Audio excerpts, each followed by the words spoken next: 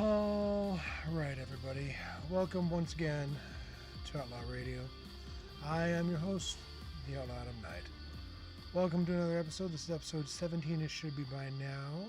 And I really want to appreciate you all being here. It means a lot to me that you're all out here and all having a good time with me. And I've just gotten rid of all the music. If that was abruptly cut off, that's great. I want to apologize to everybody for having a pre-recorded episode. Life being the way it is, scheduling being the way it is, and technology being the way it is, I've been having some tricky times with this.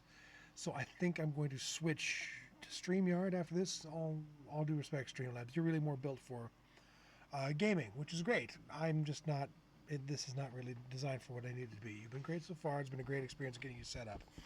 But I'm hoping that by the next time I do a live stream, I can actually do it live to YouTube, to TikTok, to Facebook and Instagram and all the others as well at the same time. So that is the goal. That is the goal for why we're going pre-recorded today. With that said, I did have some stuff I wanted to talk about, and I didn't want to let it fester for too long before I talked about it. However, before we get going, hi. I'm the Outlaw Adam Knight. Been a pro wrestler since 1995. Based out of Central Canada. I've been all across most of the country. Been through most of the United States. I've been to Japan a few times. Had a couple of cups of coffee here and there and in some of the bigger leagues. But I'm currently, even in my advanced gray bearded age, the best goddamn heavyweight champion in all of Canada. I am, as the time of this recording, the Blaze Pro Wrestling heavyweight champion. And I look forward to coming on here and talking about my battle with TNA's Cody Deaner.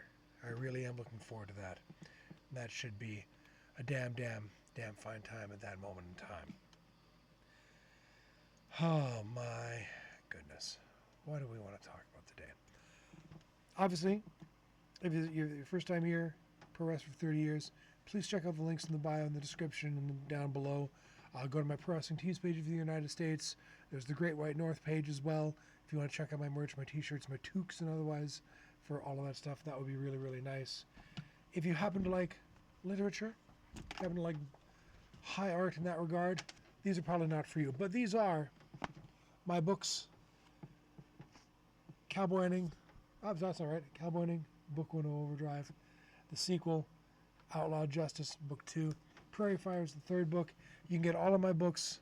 They're available on Amazon.com and in the description down below with the links. I would really appreciate it if you could check it out. Check out the profile. Check out me. Check out my link tree. Give me a googs. If you're interested in books like the Dresden Files or like, Jack Reacher's books by Lee Child or anything like that, I think you really get a kick out of my books. They're based out of Winnipeg. They deal with more, not very supernatural issues, but, very gritty, very realistic stuff, I hope. It's a good time. It's a really good time. So, I titled episode 17, It's Okay to Ask for Help. And now I'm transitioning out of pro wrestler mode to full on just being responsible adult mode, because I think I'm going to need to be able to read my notes for this one. And it's a thing. Thank you everyone for joining us tonight. I'm live over here, but I'm pre-recorded here, sorry. It's okay to ask for help. I'm not naming any names, but I have found quite often recently that there are people in my life, people in my social circle, in my professional circle, that have been brave enough to come and let me know when they're having troubles. That they respect me and my life experience enough to say, hey, I'm having challenges and I think you might be somebody that I can talk to about it. And that has been humbling. That has been rewarding. And it has been very, it's been a lot of pressure, if I'm being honest. It's been a lot of pressure. Because, you want to, your first instinct is to make sure that, you say the right thing, you do the right thing, and that you're just, you're not being an irresponsible dick in the process of, ostensibly being there to help people or fix their problems. And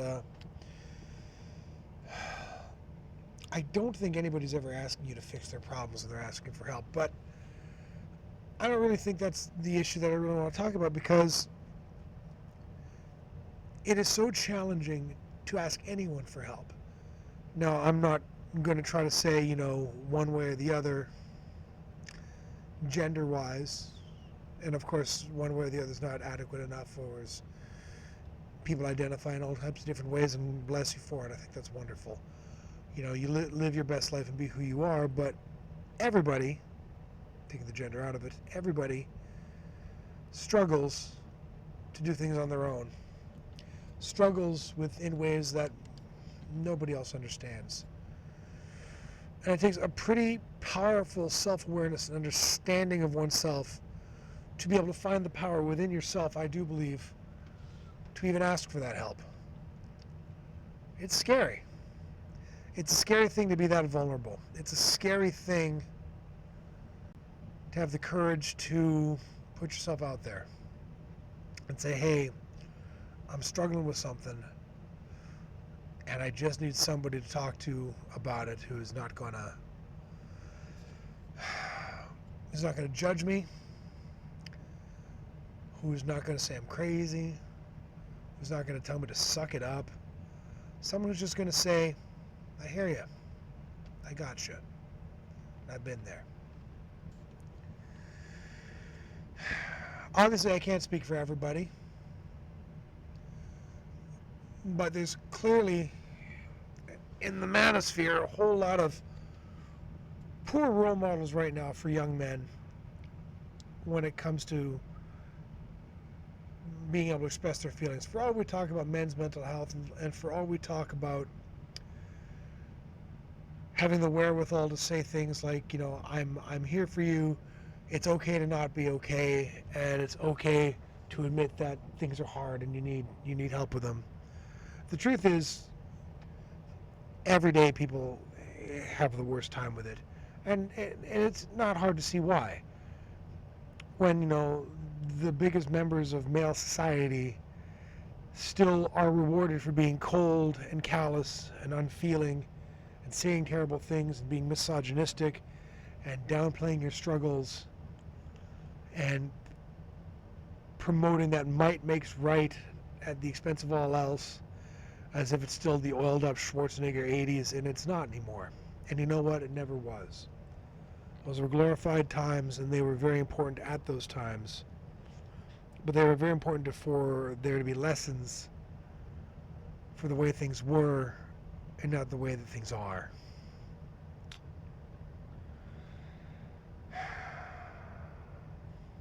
So yeah, it is very difficult for people to ask for help. It's very, very difficult for men to ask for help. We're supposed to have it all figured out. We're supposed to be the man. Tire fell off the car, we can put a new tire on. There's water in the basement, well goddamn, I can seal that up. Bank account's empty, no problem. I'll get a third job. I'll handle all that shit. It is a lot. Now, obviously, it's 2026. People don't have to do it by themselves. But there's no doubt that we wouldn't be talking about male loneliness epidemics if there wasn't some truth to it. Now, obviously, us dudes tend to bring a lot of that shit upon ourselves with our egos and our fear and our sense of, again, role models putting us in the wrong direction and saying, some gross and disgusting things. Man up. Take what you need. That's not how it works, man. That's really not how it works. Don't get me wrong. Strength is important. It's important to be strong. But it's hard for you, it's hard for me to be strong for somebody else unless I can be vulnerable enough to admit that I have weaknesses and I've got things that I need to fix and I've got things that I need to work on and then I've got things that I need help with. And yes, sometimes that help requires professional help. Sometimes that help requires an intervention. Sometimes that help requires medication. Sometimes it requires a withdrawing of certain medications or intoxicants or distractions. It's okay to ask for help. And I'm very thankful for the people in my life, professionally and personally, who have reached out to me and have asked for my ear and my time and my patience, a chance to sit and have a cup of coffee and just, to figure things out. Because being vulnerable is hard. It is so hard to be vulnerable. It is so hard to strip yourself bare and say, I don't have all the answers. I'm in a really dark place. It's very difficult to say I've thought about ending it all. Some people have thought about it. Too many have done it. More than a few that I know. And I wish like crazy some of them had reached out and asked for more help. Because again, being vulnerable is hard. Admitting when you've made mistakes is hard. Giving yourself some grace to say that you've done the best you can in a difficult situation, that's hard too. Because the easiest thing in the world is to blame yourself and to be in that dark spot and to continue to beat yourself up, because that's what we're supposed to do. Men don't make mistakes. They fix problems. If you created a problem, you fix that problem. Some shit can't be fixed. Some shit can't be fixed.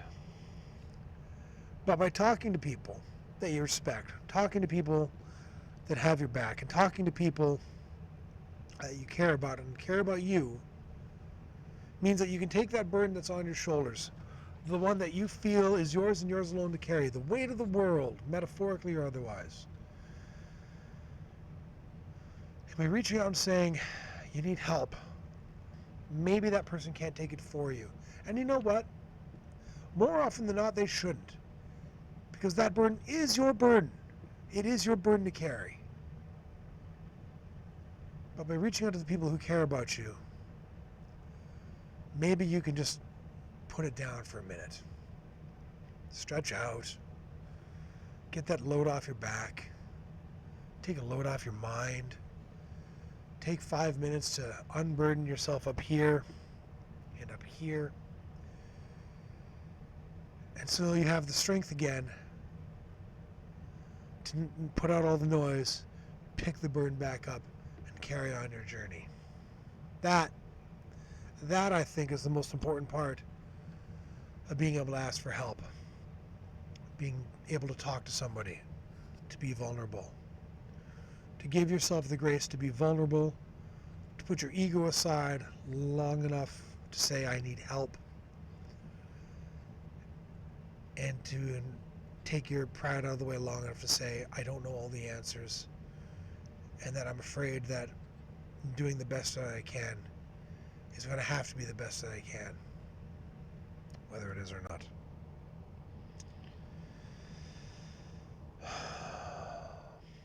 I don't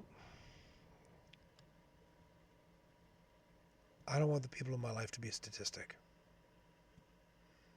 I don't want to be one either. Sometimes the people you reach out to that you're asking for help need the help themselves. And like I said before, I've lost too many friends and more because they didn't ask for help, because they didn't know how to be vulnerable. They didn't know how to give themselves some grace, and they didn't have the strength to put themselves first long enough to take care of the ones they need to take care of most. That's not an easy thing to say. So I want to make this public, and I want to make this very clear. As I'm transitioning to my later years, to my back nine, whatever that looks like, it's all the gray and the receding hairline and more, I want to take this opportunity to say, I'm here for you to reach out to. And I mean it. If you're struggling, and you don't know who to turn to, you don't know if you can turn to anybody. Maybe your family and your loved ones, you don't want to burden them with your problems. Maybe you don't trust a therapist yet because you've never done it before. Maybe you've just read my books, seen me in person, seen the lives, and thought, hey, you know what? This guy's all right. Maybe he'll understand. I'm here. I'm willing to listen. My links are in the bio. They're in the description. If you leave a comment down below, I'll get back to you. And I'll do my best for you. I'm not promising to fix your problems. I got problems of my own. But I am promising that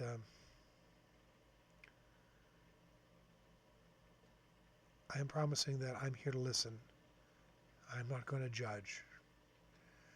And I will give you all of the grace that I can until you have the ability to give yourself the grace. And if you don't want to talk to me, that's okay. I want you to be able to talk to somebody. Your friend, a loved one, someone in charge, someone not in charge, some guy on the bus, your local pastor, whoever you need to speak with. I hope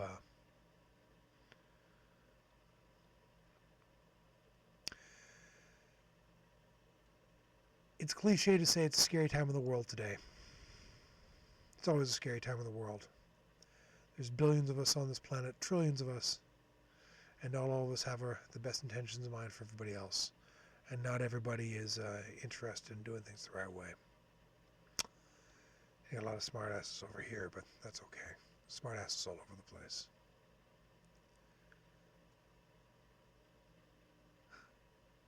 Something I say to my loved ones these days.